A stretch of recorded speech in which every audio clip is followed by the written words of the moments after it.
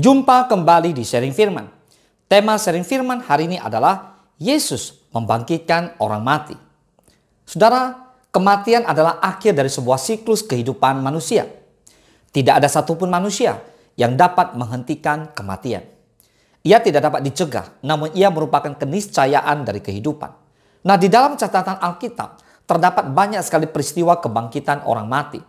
Para nabi tercatat pernah membangkitkan orang mati. Seperti Nabi Elisa membangkitkan anak perempuan di Sunem. Rasul Petrus membangkitkan Tabita di kota Yope. Dan Rasul Paulus membangkitkan Eutikus yang mati karena terjatuh dari lantai atas ketika Paulus mengajar. Lalu Yesus Kristus sendiri mencatat membangkitkan 3 orang selama pelayanannya. Pertanyaannya, mengapa orang mati itu dibangkitkan? Yang kedua, mengapa tidak semua orang mati dibangkitkan? Lalu yang ketiga, apa motivasi Yesus membangkitkan orang mati? Yang pertama, Yesus membangkitkan anak muda di Nain. Nain sebuah kota kecil 4 mil dari Galilea dan 25 mil barat daya Kapernaum. Pada satu peristiwa setelah Yesus dalam perjalanan dari Kapernaum menuju Nain, ia dan para murid melihat rombongan orang mengusung jenazah seorang anak laki-laki. Ketika Yesus melihat ibu dari anak itu yang adalah seorang janda, hatinya tergerak oleh belas kasihan. Ia berkata, "Jangan menangis." Sambil menghampiri usungan itu, ia menyentuhnya dan sedang para pengusung berhenti. Lalu Yesus berkata, "Hai anak muda, aku berkata kepadamu, bangkitlah." Maka bangunlah orang itu dan duduk dan mulai berkata-kata. Dan Yesus menyerahkannya kepada ibunya. Yesus tidak berencana mengadakan suatu peristiwa spektakuler di kota kecil itu. Ia kebetulan lewat dan melihat kesedihan seorang ibu yang sudah menjadi janda dan sekarang kehilangan anak satu-satunya. Yesus merasakan kesedihan hati wanita itu. Lalu ia menjawab doanya. Ia membangkitkan anak muda itu dari kematian. Peristiwa ini membawa dampak yang sangat besar bagi kota Nain. Semua orang ketakutan dan mereka memuliakan Allah sambil berkata, seorang nabi besar telah muncul dan melawat umatnya.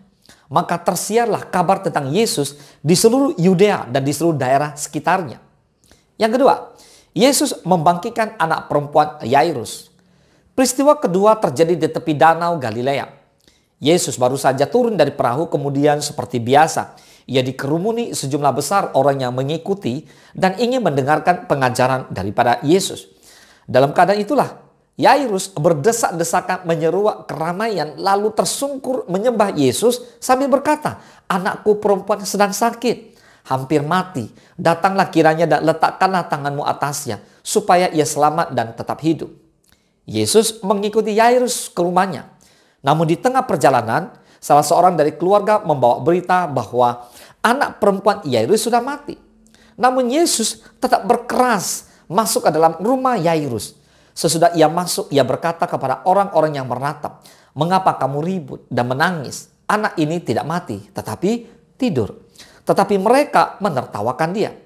Lalu Yesus mengusir semua orang yang ada di situ. Lalu dibawanya ayah dan ibu anak itu dan masuk ke kamar anak itu. Lalu dipegangnya tangan anak itu. Katanya, "Talitakum," yang berarti, "Hai anak, aku berkata kepadamu, bangunlah." Seketika itu juga anak itu bangkit, berdiri dan berjalan. Wow, haleluya. Yesus melihat keteguhan iman sang ayah. Meskipun anak perempuan sudah di ujung ajal, ia tetap memiliki iman kepada Yesus. Ia percaya bahwa Yesus sanggup menyembuhkan anaknya. Yesus menghargai iman seseorang dan ia mengusir orang-orang yang setelah melihat kehadirannya di rumah itu bukannya melihat seorang yang sanggup melakukan mujizat, namun malah menertawakannya. Kebimbangan dan iman, dua hal yang tidak dapat bersatu. Makanya orang yang beriman tidak bimbang. Nah, orang yang bimbang tidak punya iman.